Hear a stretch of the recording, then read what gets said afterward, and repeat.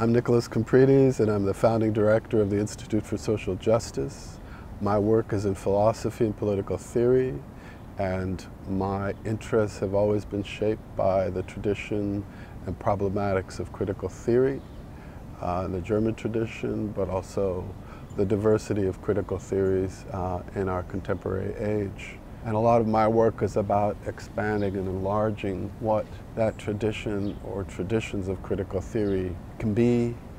and how it might reorient itself to the world, looking at the challenges of this century with new eyes, which this century absolutely requires.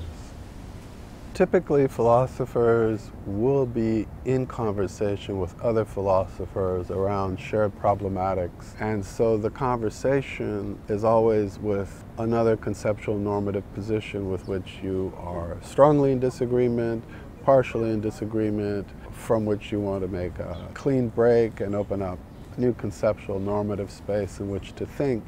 but it's never brought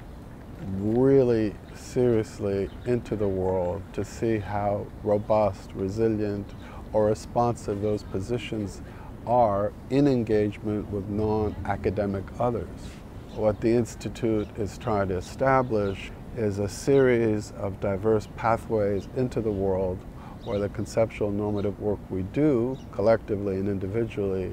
is run along those pathways and embraces and encounters those aspects of the world that the conceptual normative work is about, and allows itself to be shaped, moved, reoriented by those things it's supposed to be making sense of in a more direct and engaged way, and so that the conversation expands beyond one's philosophical or political theory peers, such that the pathways we open up are pathways others can travel along to us as well as we to them. My long-standing interests in the questions of reason and critique and agency really are oriented to a larger question, and that is the question of how change is possible, what kind of change is possible, and how any fundamental change we try to bring about in the world entails some change in ourselves, so any transformation of the world will be continuous with some form of self-transformation.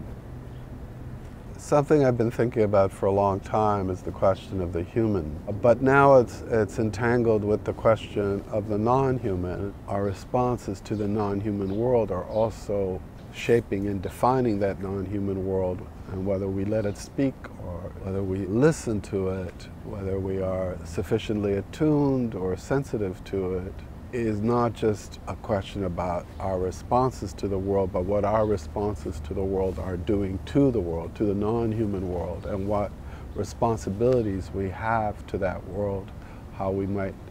respond to it differently. It is just the case that those responses have to change for the world and for ourselves. If there is to be a world, if there is to be a future for human beings and non-human life on this planet.